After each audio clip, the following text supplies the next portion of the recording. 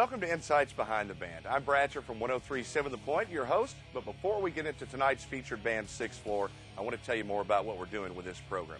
There are a lot of great bands here in Southern Kentucky, many talented artists, and we want to be able to get you to know them better, like I do, on a personal level. So we're going to the practices, we're doing interviews, and we're also doing live performances. Tonight, we feature Sixth Floor, one of the most legendary bands in the area. They've been around for years, and we're going to learn more about them here in their practice space. But first, let's take a look at some live Sixth Floor from Wabaw Steel Horse Ranch. Behind the Band with 103.7 The Point and Inside Communications.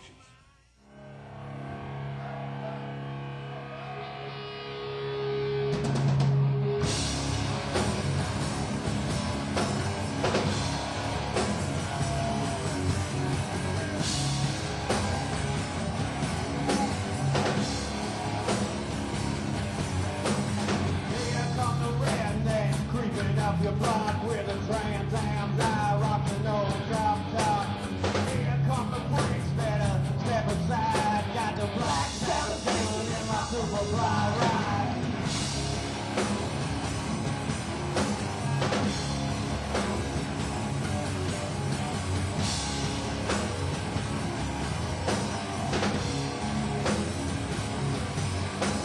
There's nobody, I ain't causing no ride. Talking that smack, but I ain't gonna bite.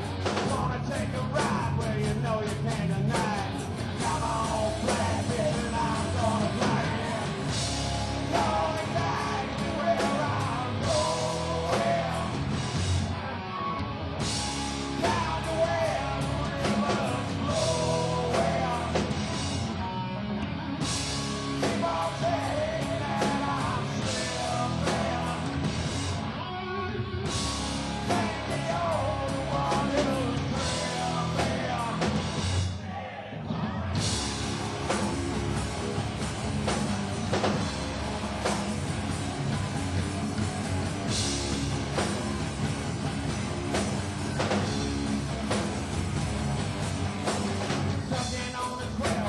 Poking on a fat sack, got it going on till the early light. Calling up my contact, watching old Kojak. Yeah, like the other on the 4th of July. Only got me where I'm going. Down the way the river's flowing. Keep on saying that I'm slipping.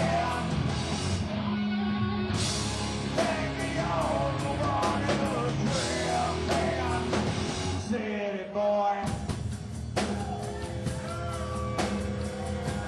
If you buy trash and you know it makes some noise.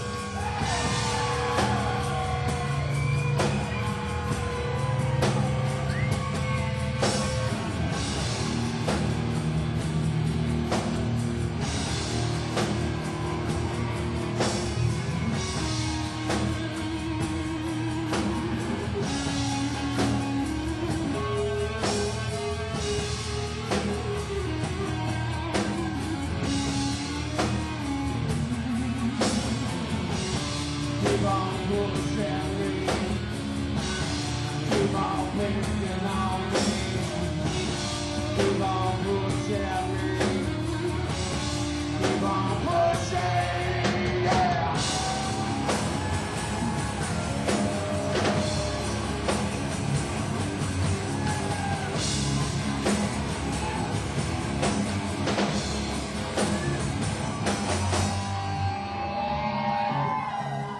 You guys have been around a long time, 13 plus years. A lot of people in the area are probably at least vaguely familiar, if not already big fans. But what about you guys individually, maybe about as people? Do maybe people out there not know about you? We'll start with Jared. I would say probably that we really have jobs like a lot of people take for granted since we play, and like they see us out in bars while we're playing that, you know, hey, we just do that. Right. And yeah, I wish it was that way, but it's really not. And we all work really hard. So you mean you don't work just 3 hours a week, No. once, twice a month, and No. just lay up the rest of the time? That'd be great, man, if that worked that way. But no, work 40 plus hours a week, you know, do a lot of stuff. And I'm going to make a lot of sacrifice to come and do this kind of thing. But, you know, Jared, you do construction for a Right. living, and I think it should be known that you're an educated man. You could be a school teacher if you wanted to, or something Well, like you know, that. I've actually got a college degree, you know, believe it or not. But, yeah, you know, we all have our little things that we've got going on, but choose to do certain things. And you know, this is the life I choose to do. And try to play a little music, too. And George, you're an entrepreneur, man. You got all kinds of other business going on. Yeah, I work at a golf course, Legacy Golf Course in Litchfield, and kind of help mow there. And then I got my own lawn service, and I got my own trucking company, but I'm fixing to get out of that probably. But you know, I got a lot of things going on, and then playing too, and it's just. But I've always loved to play. It's just, you know, we've been doing this for a long time, and it just seems like it kind of relieves stress. You know, you work so hard during the week, and you got all this going on from, you know, your families and all that, and just to get behind my drums, it's I don't know, it's relaxing, you know, and everything. So it's cool, you know. You guys have been together a long time. John, I'd say it's pretty safe to say a lot of people respect you as one of the best songwriters in our scene here in Southern Kentucky. Is that come easier with maturity? I mean, how do you get from Jesus in the bathroom to Face Down? Really? You know? Really, it's You just. ever thought about it that way? Yeah, I mean, really, it's just kind of whatever your life, you know, what you're going through at the time, you know. And I listened to a lot of those old songs, and I was, you know, 24 years old or whatever, and that's what I was going through at the time. And you know, it's not like I'm any more mature now. It's just that I have more responsibility. I don't regret any of it, but it's just, you know, different phases of life. I guess. It comes out. It comes out. I once you- always try to write lyrics that regular people can relate to. You know, I'm not singing about driving a Maserati down the Sunset Strip or something because I don't know anything about it.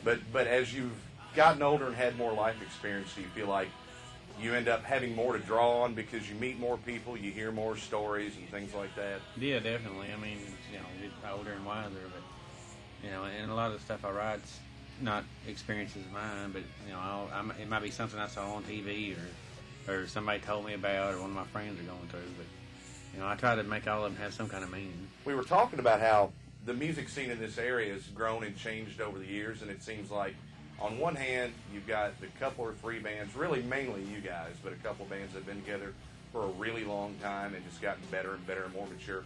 Then you've got other guys who have all played together in and out of different bands that are all kind of still around too.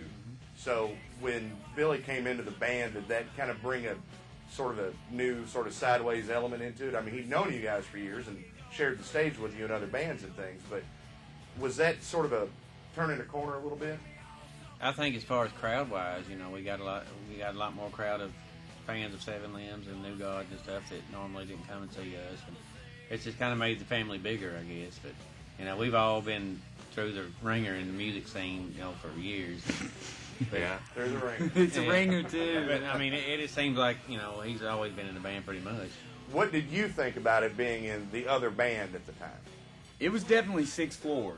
These guys, from that standpoint, coming in with them, I've never stepped into a project ever and have it feel as natural as it did. And if these, you know, it seemed like a natural fit, and it was really good.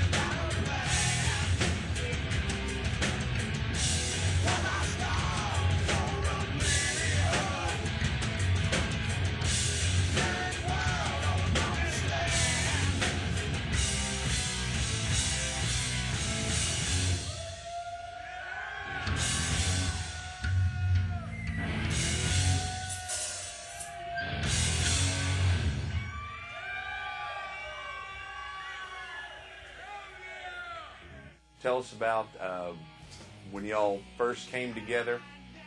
Interesting to get two different perspectives here because you guys had just started at Thursdays. Anybody that's probably over 27 or 8 in this town remembers Thursdays.